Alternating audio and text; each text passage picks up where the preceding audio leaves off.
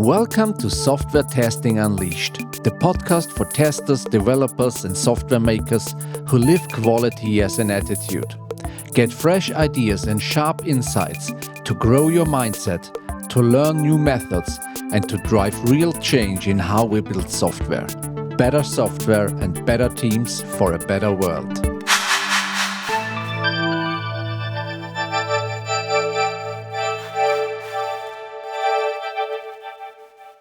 Hi, I'm Richie, software quality coach, keynote speaker, and author. My guest today is Derk-Jan de Grood. Derk-Jan is a principal consultant and Agile inspirator. He's known for helping organizations take the next step in their Agile journey, not just with theory, but with hands-on practices that deliver real value. As an RTE coach and value delivery expert, he works with leaders, scrum masters, and teams to drive agile transformations that stick. He's a respected international speaker, a columnist, and the author of several best-selling books, including his newest one on surfing the waves of agile. We first met at the testing retreat last year and had some great discussions about agile quality. In this episode, we talked about agile quality too, and what it actually takes to make it work in real teams. Are we living agility or just following frameworks like a checklist? What happens when everyone is responsible for quality but no one really owns it? And why are we still surprised when developers test faster than a single tester can ever catch up? We explored how to break testing and improvement down into small, actionable practices. Derk-Jan shared how to scale skills, not just frameworks, and how to connect strategy and team-level action through shared responsibility. And we looked at where quality gets lost today, and how the biggest blockers often sit in the management level, not in the team. And a little goodie, if you listen to this episode, there is a chance to win a book from Derk-Jan, his newest book. Just follow the link in the show notes. And now, enjoy the episode. Hi, Derk-Jan. Nice to have you on the show here. Well, very good to have you here as well. I'm glad finally we found the opportunity to meet, although it's online. Yeah. We met in person last year on the testing retreat, and then we get in contact. And I said, okay, you have to come to my podcast here because you're a brilliant mind and have a lot of brilliant thoughts about Agile and quality. And so I think it's a huge benefit for the whole testing community too. Yeah, and I think we have a great topic when we talk to each other. It's about agile quality and how do we do agile quality nowadays. And so what's your first thought when you think of agile quality 2025? So that's a nice question. Well, I'm not really sure, but the funny thing is, I think it splits, right, between leading people and lagging people, something like that. Because as you know, I've been doing a lot of testing in the first, say, 20 years of my career, and then I moved over to more agile kind of stuff. And recently, I was at interim a test manager, and I didn't really like that in the first place because it was only 2 months or something, so very short. But in the beginning, I didn't like that because I thought, things probably changed that much. I don't want to do that anymore. I'm not really sure if I'm capable. But in that context, so you got leading and lagging, of course, it wasn't that because we didn't get really to, as test manager, didn't really get into the tooling and that kind of stuff, where a lot of things have changed big time, I think. But on test managerial stuff, it's not that different. And in that organization, we were still having a lot of the old school problems. So it was really like memory drawers. Like I was working and I suddenly, oh, wait, now I remember we always had, we have that problem here as well. So in that case, fundamentally, I'm not thinking it has changed a lot. Testing this didn't really do that, changed a lot. On the other hand, I think technical did a lot. And for the leading part, I don't know, actually, do you? Agile testing, is it that much different than testing? No, I think it is the same principles, but what comes to my mind is that an agile project forces you to use it because you Yeah. have to. You cannot sit and wait until you get some increment in Yeah. 2 years. And on the side note, then if I talk about testing, I talk about also having automation in place, the CI/CD pipeline. That's not agile testing. That's just proper testing. So if you have all those things in place, all those competences, all those how do you call it? Skills done, and you're doing it then in a proper way, it doesn't really matter. But I'm still surprised that sometimes I see organizations that start a new project, big project, and then I think, probably everything will be done automatically, right? And then I look in the plans and it's like, no, are you still doing manual testing on a functional level? Oh, where's your C? Oh, you don't? Yeah, something like that. But that's is that testing nowadays as standard, the de facto standard? Yeah. I'm not sure. Again, it's the leading lagging thing, right? Yeah. Where are you? Yeah, and what do you think is for a team to get into the testing and quality stuff more when you look at from the leading perspective? So how do you think can we get people there that they use their knowledge and what they all learned about testing and the stuff? Well, I think it's two things: having the knowledge together and using it, or allowed to be using it. So lately, I'm talking a lot about skilling up. So not scaling up your agile, but skilling up, and it's all to do with of course with the Agile Manifesto, where they say, and the principles like technical excellence kind of thing. But it's very difficult to grasp, I think, for organizations as well as practitioners, whether they're agile or quality or whatever role. And for me, I'm talking a lot about practices, where practice for me is like a small container. The smallest container you can think of, or something like that, sounds really agile, right? Of skills, knowledge, and mindset that you need to do a certain task well. So for a traditional tester, I think one of those could be the container, like using test techniques, and then you have a lot of techniques that you can use, of course, but basically the skill is using it, or the practice. And CI/CD can be a practice, etc. There's a lot of practices that you can do. And I can give you some examples if you like, but what I like most is if you do that, basically you break up the whole thing of innovation and skill knowledge or something like that into really small things. It's much easier to grasp. And then you can start talking with the team, I think, like, hey, I have these skills, I have these skills. Shall we exchange knowledge? And then you can do all kind of things, from lunch session, brown paper sessions, books reading, whatever, just to practice that, or do some mopping or something. But also on an organizational level, you can also play a different game.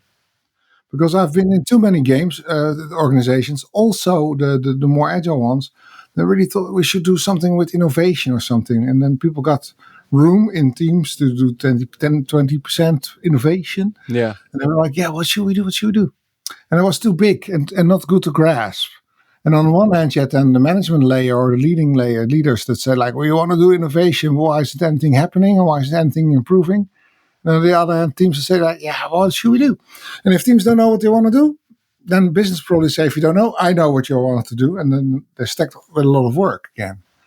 But by making that more tangible, by using more practices, they say, like, shall we just do CI/CD, or shall we do test automation, or shall we that kind of stuff. I think I played around with that on a lot of workshops as well. Yeah. So it's just an idea that's starting to get grasped in my mind more and more. Yeah. I think there are two very important things. What you mentioned here is that the first one is to do the practice and the training stuff, because I know a lot of testers who know the testing techniques, but they don't use it in real life. So to get practice in all this stuff like CI/CD, like test automation, like test design techniques, test data generation, all this stuff is very crucial for doing a good job.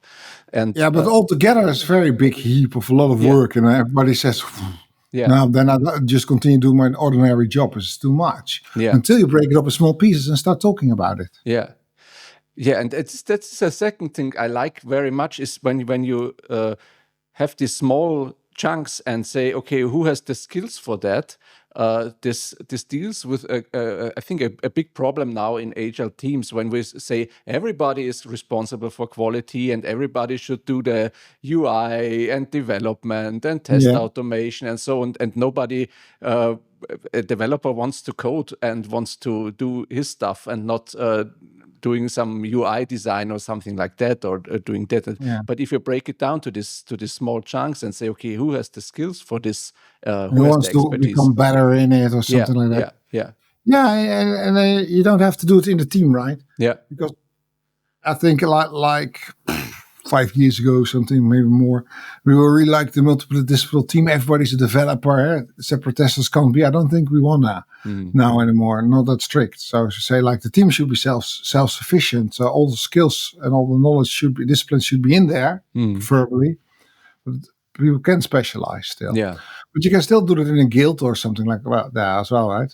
So if all the testers once in a while come together in a guild or a chapter, what you call that, you can still do the same game. You don't have to do that also only with the team. Yeah, it's a great approach, I think. And when you see a good performing team today, is there still a real tester in there, or is it more a quality guy, or is it done by the developers? What do you? I think it depends a lot on the level of testing, basically. So if you take the old V model, of course.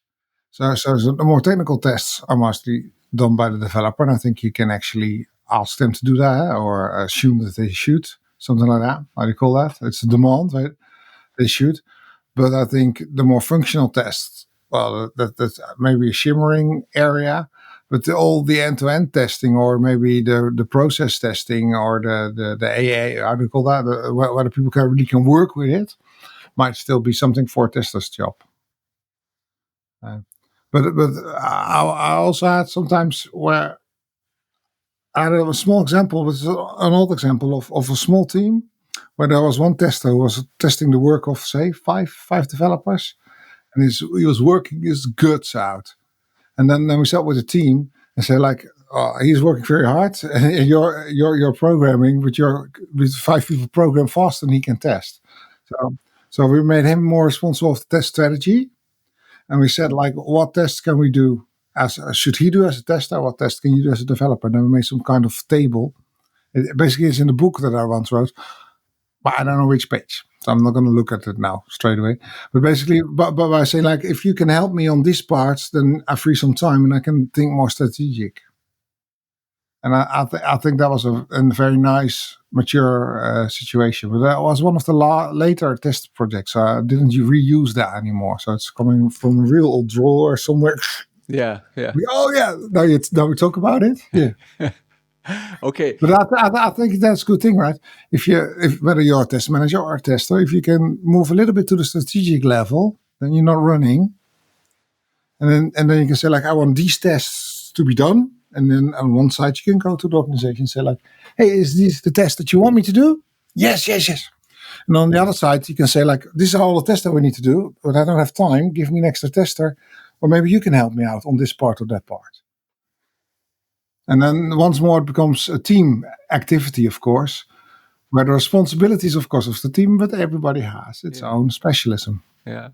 And what do you think the role of the developer in this all quality stuff? How has it changed in the last years in the all the agile stuff? I don't know, actually. No. And the good question is, why don't I know, right? So I'm thinking now myself whether I'm less involved with teams and more on a strategic level with transformational things working. Maybe that's one thing. I don't know. No, it should still be, and I think that is still a core responsibility of the whole team. Yeah. And I think that's grasped by many people. Mm-hmm. Yeah, and when we go to the strategic level, so we look at on the transformation. So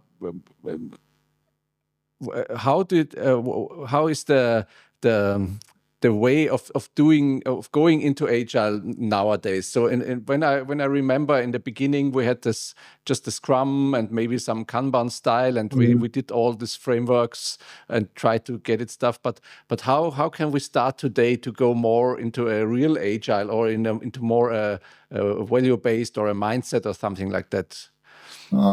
Good question. Well, if you completely. No, it doesn't really matter if you're completely rookie or not. I think you should start with why you want to do it. because That's a good question. Yeah. a very difficult question Yeah. maybe as well. But yesterday I had a talk with somebody who says like in one way you could say that the heydays of Agile are something gone, right? Depending on which organization you are, still doing organizations that really are starting. But we used to find it very cool to be agile.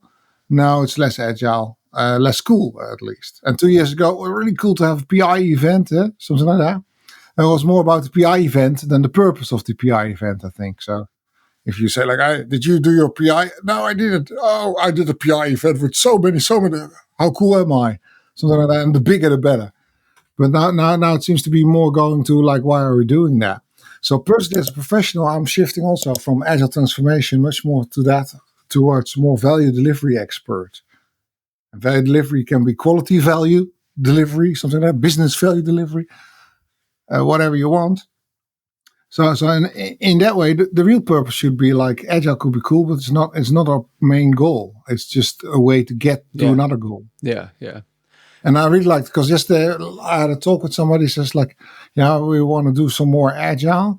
But basically, although agile might be a little bit on the decline, agility is not, right? But agile, I think we can still use it as a vehicle to get the message across and to get people more responsible and more self-assured and get more decisions lower. And I thought that's really cool. Yeah, I think that the question for the why is really important there, because a manager often sees, we just want to get some money back and want to release faster and save some costs and this stuff. But the real purpose of doing agile is not really asked, or they do it because it's like an hype or something like that. Yeah, and please enter on stage the practices again. Yeah. Because what I did, I like to talk about this book a little bit. This is my old book. It's 4-year-old. But next month or this month, I'm going to launch this one, which is the updated version. No difference, right? The scroll has been... Oh, yeah, that's also different because I grew older. Yeah. But the scroll has become giraffe. And yes, I grew a little bit older. But in here, there's some practices again. And when I wrote this book was much more 4 years ago about being agile and going agile, cool. And maybe if I started writing this book now, I wouldn't even use agile. But then in the updated version, I tried to reduce the agile a little bit and improve the sense a little bit more. For the same thing, like those practices, in this book I mentioned in the built-in quality thing, you've probably read it once, right? With all these kind of things, the practices. I identified something like 75. And then in built-in quality workshops, I always say, like, if you want to improve your quality here or there in the software development lifecycle, how are you going to? Maybe by embracing practices, a good way to sharpen your tools and actually improve something. But now I made that list a bit longer. I think I'm 100, 150. And I think if we were sparring together, we can come much more as well. But the good thing, you can...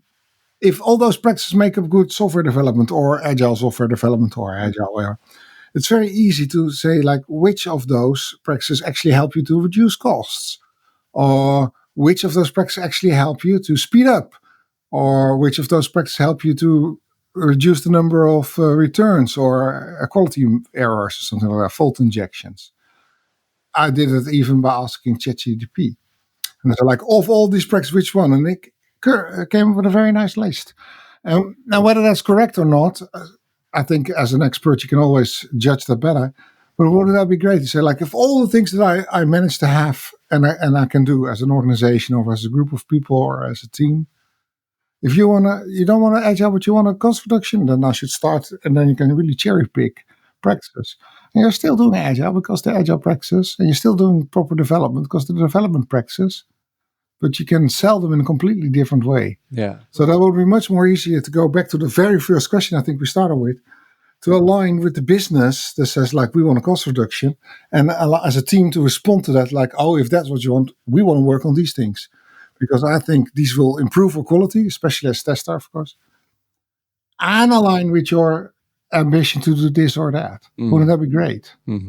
I like the view very much, because it's when I talk to clients who are so fixed in some frameworks like Scrum, and for me it's like a framework like Scrum is also it's a set of best practices practices that worked for someone or for some organizations, but each organization, each team is very individual, so you have to choose what is working for you, and you have to try it out. So you cannot say if it works up front. So you can try to do an daily meetup in the morning or something like that, or a Kanban board or something like that. But you have to try it out. If it works for you, it delivers you a value to go forward, and not it's just a practice you do because everybody's doing it. Yeah. Cool.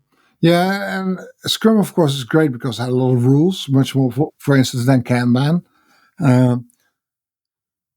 But I'm not that strict in it. My favorite training tool nowadays is my Jenga tower that I bought. So the Jenga is those wooden blocks, right? That you stack, and then you have to get them out.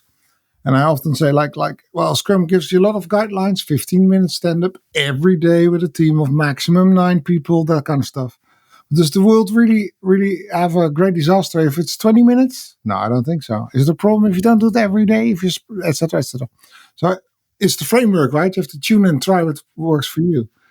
But if you get out too much, then the whole tower will probably fall down. And in trainings, I play with that. And then I can every time, in every discussion we have, of course you can do that. But then you take out one more Jenga block.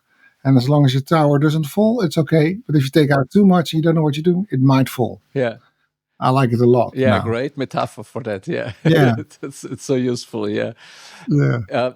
When we look at the software development process up to now and all the practices, where do you say, or what is your opinion, where is the biggest lack of quality nowadays, where we say, okay, there we can invest, so on a general level, because there we have a lack? What do you think? I'm very much inclined to say, of course, management, but that will be too easy goal maybe to say that. But in a way, I think it's a good thing. Because they should be quality aware as well. Because they should be aware that certain practices are important and certain things. I've been struggling with a recent client a lot about, when are we going to accept things? A lot of discussion, a lot of contracts around it. So, and I still don't know. So, if you don't know when you're going to accept, how can I know what I need to test? So in a way, I think, and then the test manager came, so I was at the interim, so I could pass it over to him as well. And he was also saying, but if I want to do this, and especially at the end, the usability testing and users testing that and adapting the business processes, are they in scope? Are they out scope? Who's going to test that? I think on that area, in this organization, it was all very new, so that it will take a lot of time to sort that one out. If you're an organization that does software releases frequently, then that might not be a problem at all. Yeah. So the management is the problem. Always, of course. Now, but yeah, and the other thing will probably be diversing for each team or each organization as well, where all the usual stuff, like if you're not doing CI/CD properly, etc. Why start there maybe? Because I've been also in organizations that so much problem with just ordinary work that they couldn't really invest and improve anymore because every minute they needed to do their testing. And going back to that one tester that I wanted to move to strategic level, same thing. If you need to do a lot of testing, a lot of retesting all the time, and you're getting completely frustrated because you're just repeating, eat, repeat, sleep, and more testing, maybe you should try to move one layer up and see who else can help you. Yeah. Okay, so I think there's a lot to do for our projects in the future. One guide could be your new book, your new released book. Just get us into that. What's the storyline of the book and of this book? Yeah, of this new one. Well, it's called Surfing the Waves of Agile because it's still, I didn't want to change the book for the second print. The title, surfing because it's fun and you need to look ahead for the next wave to participate, and it's all about value delivery in a changing world. And it used to be value delivery in large and medium organizations, only to find out that actually, except for some people in retail, we're always working for large organizations. Yeah. So I got that one out because I think everyone is. But there's a lot of things changing. We didn't even talk about AI yet, right? Yeah, Because that's the other we solution can. for every question. Yeah, let's not for this time. Yeah, no. No, but any answer that I gave, the other answer could be, of course, AI. Yeah? Like, what's the biggest challenge? AI. What's the biggest challenge? AI, whatever. But in this book, it's basically about transformation.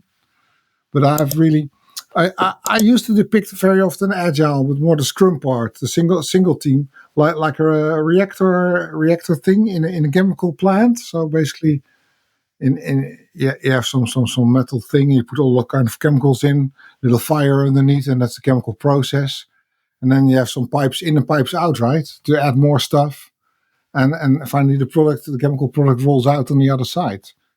So then you have something like supply lines and the outlet lines of the boiler, and the boiler would be the team then, of course, that makes everything happen where the chemistry is really going.